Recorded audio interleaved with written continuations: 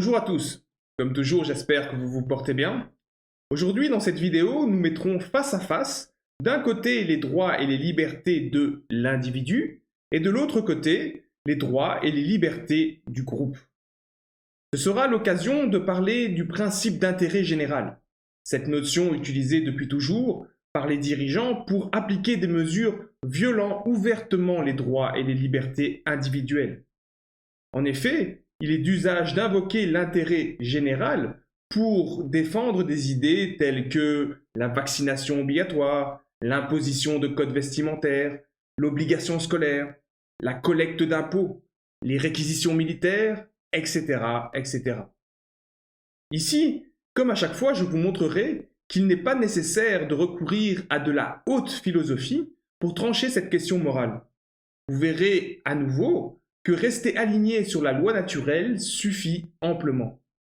En effet, cette loi permet de simplement répondre à ce genre de questions morales en nous assurant une réponse moralement juste.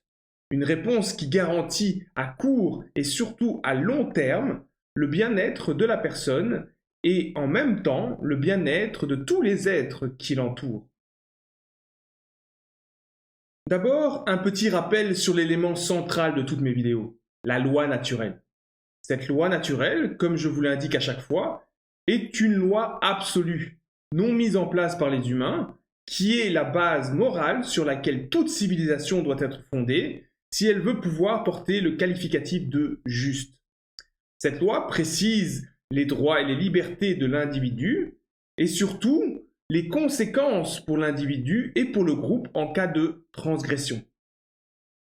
Elle prédit donc la nature de la réalité créée selon que les êtres qui l'habitent respectent ou non les droits et les libertés individuelles. Comme vous l'avez constaté à de nombreuses reprises, il n'y a pas de sous-point, de conditions cachées ou d'exception à son application. Les droits et les libertés individuelles ne peuvent être transgressés sans conséquences négatives pour l'ensemble. Cela est vrai que ces transgressions soient l'œuvre d'un individu, d'un groupe, d'une civilisation ou même d'une espèce tout entière. Clairement, l'espèce humaine est une espèce composée majoritairement de transgresseurs. Et donc, ce monde de souffrance n'est que la conséquence logique et inévitable du faible niveau de conscience morale des êtres humains jusqu'à l'heure actuelle. Le fait que les conséquences soient également au niveau de l'ensemble du groupe est un élément très important, car cela indique clairement que des conséquences négatives sont à prévoir pour tous aussi longtemps qu'un seul individu verra ses droits et ses libertés violés. Cela signifie qu'au niveau de la civilisation humaine, nous ne sortirons pas de ce système d'esclavage tant que toutes les âmes n'auront pas été libérées. Donc, espérer qu'en s'isolant du groupe de transgresseurs, il est possible d'échapper aux conséquences de cette loi naturelle est complètement illusoire. Je parlerai plus en détail de cet élément important dans d'autres vidéos, mais je souhaitais déjà insister sur ce point capital à l'heure où de nombreuses personnes espèrent pouvoir construire un système juste en parallèle avec ce système injuste et corrompu. La vérité, c'est qu'il ne faut pas être naïf. Le système infernal actuel ne laissera jamais un autre système se mettre en place en parallèle. D'ailleurs, c'est pour cette raison qu'il est le seul à toujours exister après des milliers d'années. Maintenant, revenons au sujet de cette vidéo. Les droits individuels face à ceux du groupe.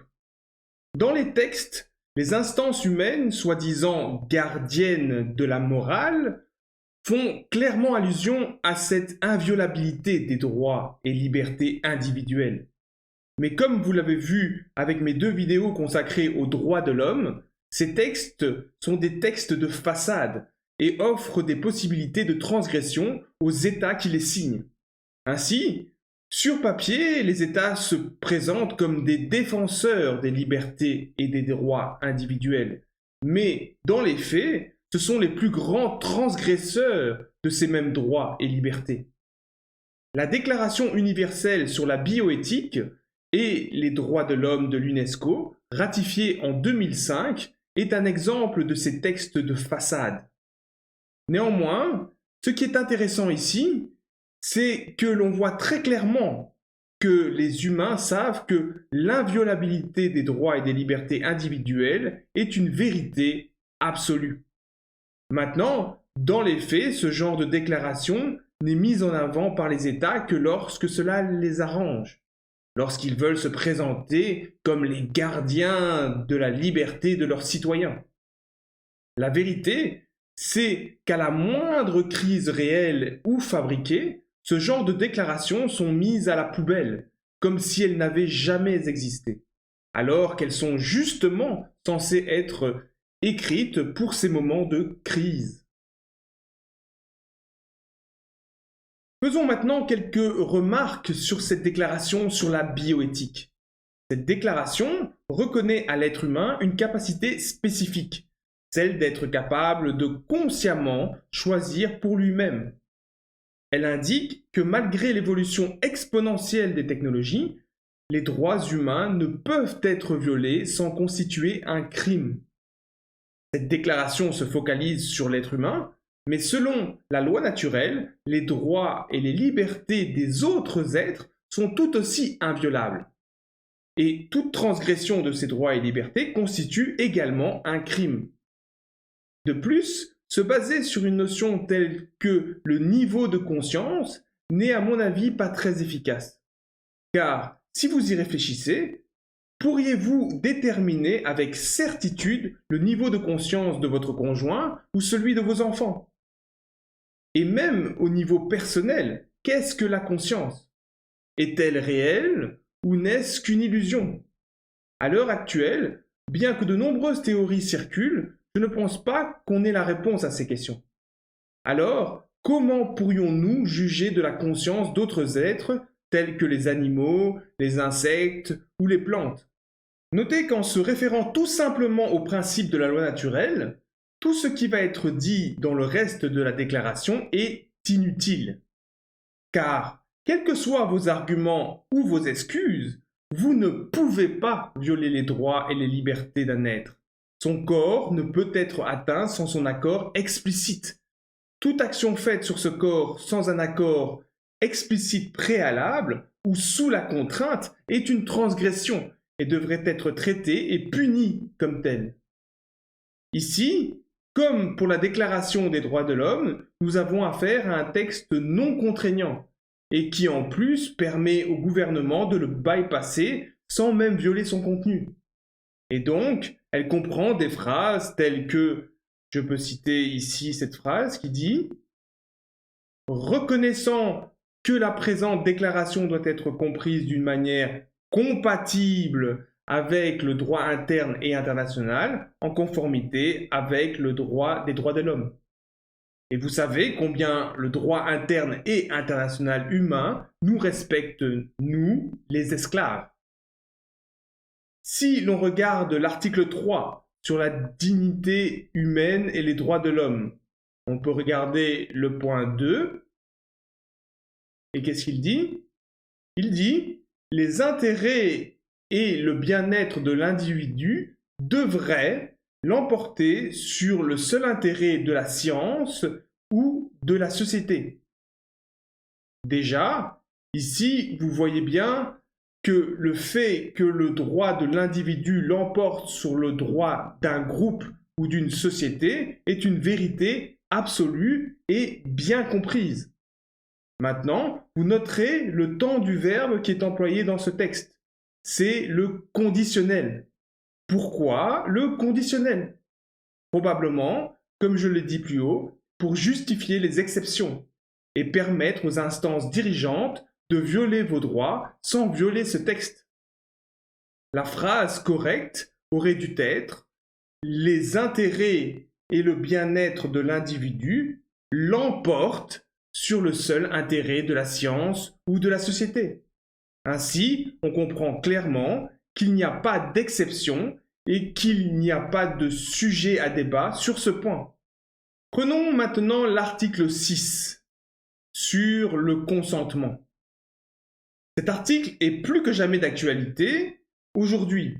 Le point 1 dit « Toute intervention médicale de caractère préventif, diagnostique ou thérapeutique ne doit être mise en œuvre qu'avec le consentement préalable, libre et éclairé de la personne concernée, fondé sur des informations suffisantes.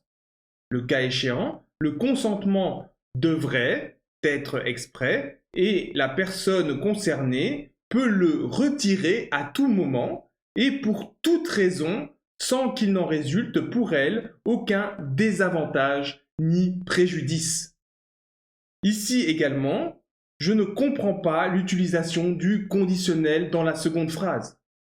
Le consentement devrait être exprès, donc explicite. Il ne devrait pas, il doit être explicite. Mais bon, ici je pense que c'est clair qu'actuellement, la plupart des États violent ce point impunément avec la coercition exercée sur les personnes refusant le masque ou les injections génétiques. Mais comme je vous l'ai dit précédemment, ce genre de texte est créé de manière à pouvoir être bypassé par les États dès qu'ils le souhaitent et sans préjudice. Si vous lisez le texte, vous verrez qu'à de nombreuses reprises, il est stipulé que la loi du pays doit être respectée. Ceci est bien évidemment une absurdité pour un texte moral, car souvent les lois des pays sont immorales, sans compter qu'elles changent avec le temps et les opinions du moment. Un exemple de ces passages qui retire toute sa substance à cette déclaration, c'est l'article 27, dont le titre est... Je vais descendre ici. Hop. Voilà. Limite à l'application des principes. Il dit, si l'application des principes énoncés dans la présente déclaration doit être limitée, ce devrait être par la loi, y compris les textes législatifs qui concernent la sécurité publique, l'enquête, la détection et la poursuite en cas de délit pénal, la protection de la santé publique ou la protection des droits et des libertés d'autrui. Toute loi de ce type doit être compatible avec le droit international des droits de l'homme. Donc, dans les faits et dans la forme actuelle, ce genre de textes sont uniquement des moyens de contrôle, de la poudre aux yeux, faisant croire aux esclaves du système que des mesures ont été mises en œuvre pour protéger leurs droits et libertés. Et que si leurs droits et libertés sont transgressés, c'est pour de bonnes raisons. Pour protéger les droits et les libertés du groupe, donc pour l'intérêt général. Vous sentez bien que malgré le fait que dans les principes, les humains savent que les droits de l'individu sont l'élément naturellement primordial, dans les faits, il y a cette tentation de vouloir faire des calculs savants pour déterminer à partir de quand les soi-disant droits du groupe prennent le dessus. Certains vont faire des calculs très avancés et établir des raisonnements philosophiques complexes pour déterminer cette limite. Pourtant, la réponse à la question de savoir quand est-ce que les droits du groupe sont supérieurs à ceux de l'individu est une réponse très simple. La réponse est jamais. En effet, les droits et les libertés ne se somment pas. Les droits et les libertés d'un groupe ne sont pas multipliés par le nombre d'individus dans ce groupe. Donc, l'action qu'un seul individu ne peut pas faire à un autre sans violer la loi naturelle, un groupe ou même une société tout entière ne peut pas la faire sans violer la loi naturelle. Ceci est extrêmement important, car dans l'esprit de nombreuses personnes, il y a cette idée que la majorité, un grand groupe ou une institution officielle peut légitimement s'octroyer des droits et des libertés que l'individu n'a pas. La vérité est que cela n'a jamais été le cas et ne sera jamais le cas. Sachez que s'il existait un conseil des sages divins élu au suffrage universel avec 99,9999% des votes, ce conseil n'aurait pas plus de droits et de liberté qu'un individu pauvre, drogué, illettré, etc., etc. Ce conseil ne peut pas violer les droits de cet individu, comme il ne peut pas violer les droits et les libertés d'autres êtres de ce monde sans agir de manière moralement mauvaise. Un autre exemple, c'est que même si les presque 8 milliards d'humains de cette planète décidaient qu'aujourd'hui il est acceptable de sacrifier un enfant pour le bien de la communauté, cette action n'en serait pas moins mauvaise et immorale. Les droits et les libertés de cet enfant seraient violés et aucune justification ne transformerait cet acte mauvais en un acte bon. Si vous avez des doutes dans une situation particulière, revenez aux bases. Imaginez-vous dans une pièce ou sur une île isolée avec un autre individu. Dans ce contexte, je pense qu'il est facile de comprendre qu'aucun de vous deux ne peut violer les droits de l'autre sans être un transgresseur et ainsi détériorer la qualité de vie sur cette île. Imaginez que l'on ajoute une nouvelle personne et que cette personne soit en accord avec l'autre pour violer vos droits. J'espère que vous comprenez que cela reste une transgression, même si la majorité est d'accord. Vous voyez bien que le fait d'être deux n'a rien changé à vos droits et cela n'a pas soudain donné de nouveaux droits aux membres de ce groupe de deux personnes. Leurs droits et libertés restent identiques aux vôtres. Et même si ce groupe de deux personnes s'était soudain appelé Conseil des sages ou Bras droit de Dieu, en écrivant ce titre sur un bout de papier, cela ne changerait strictement rien à la réalité des faits. Donc maintenant que nous savons que les droits et libertés ne s'additionnent pas, et donc qu'un groupe n'a pas plus de droits ou de libertés qu'un individu isolé, que dire de cette notion d'intérêt général? Nous avons tous été témoins lors de la dernière crise sanitaire que cette notion de l'intérêt général est brandie comme une justification morale pour de nombreux actes immoraux et injustes. Les dirigeants et leurs collaborateurs sans empathie, ces êtres au service d'intérêts qui les dépassent, invoquent l'intérêt général pour agir de manière moralement mauvaise avec l'approbation d'une partie des esclaves que nous sommes. Maintenant, on peut se demander pourquoi les peuples esclaves acceptent ce genre de justification indéniablement injuste et immorale. Est-ce à cause de la propagande dont ils sont les victimes? Cette propagande qui renverse les valeurs en faisant passer l'injuste pour le juste, la lâcheté pour du courage, l'obéissance pour l'esprit critique? Ou est-ce parce que cela les arrange et qu'ils sont prêts à violer les droits des autres pour s'assurer leur propre sécurité ou leurs propres intérêts? Je vous laisse répondre à ces questions. Mais sachez qu'en règle générale, si une personne invoque l'intérêt général, c'est parce qu'elle est consciente qu'à titre individuel, elle n'a pas la possibilité d'imposer quoi que ce soit à un autre individu sans être un transgresseur. Elle fait donc appel à cette notion en pensant que si c'est dans l'intérêt d'un certain groupe, il devient moral de transgresser les droits et les libertés individuelles normalement inviolables. Mais j'espère que vous comprenez que ceci est purement et simplement faux. D'ailleurs, si vous remarquez bien, l'émotion qui accompagne souvent l'invocation de l'intérêt général, c'est la peur. Une peur incontrôlée et irraisonnée.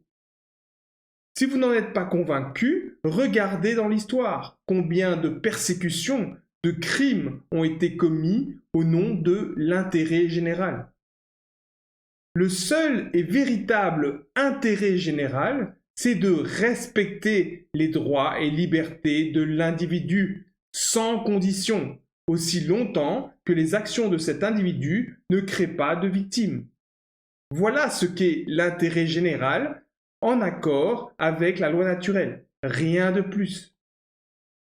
Alors, à chaque fois qu'on vous présentera les choses sous l'angle de l'intérêt général et qu'on vous demandera d'agir pour le bien commun, demandez-vous si ce qui vous est présenté est en accord avec la loi naturelle. Si c'est le cas, à vous de prendre votre décision de manière consciente et sans contrainte et d'en accepter les conséquences. Si ce n'est pas le cas, vous pouvez être quasiment sûr que ce que l'on vous demande n'est pas dans votre intérêt propre et dans l'intérêt des êtres qui vous entourent. D'ailleurs, en général, vous verrez que si l'intérêt général est invoqué, c'est habituellement pour transgresser la loi naturelle. Pour finir cette citation de Karl Marx, un philosophe activiste politique du 19e siècle, qui est à l'origine du marxisme, ce courant de pensée politique qui vise à abolir les classes sociales et la propriété privée. Là encore, cette pensée n'est aucunement basée sur la loi naturelle et a donné naissance à des régimes génocidaires comme le régime communiste russe ou chinois. Karl Marx aurait dit « Toute classe qui aspire à la domination doit conquérir d'abord le pouvoir politique pour présenter à son tour son intérêt propre comme étant l'intérêt général. » Voilà, encore une fois, j'espère que vous avez été témoin de la puissance que recèle une bonne compréhension de la loi naturelle. Bien comprise, elle constitue un véritable phare, une boussole morale absolue qui vous guidera à travers les ténèbres. Ainsi équipé, il devient beaucoup plus difficile de vous manipuler, y compris émotionnellement, afin que vous transgressiez les droits et les libertés des êtres qui vous entourent et augmentiez par ces mauvaises actions la souffrance dans ce monde.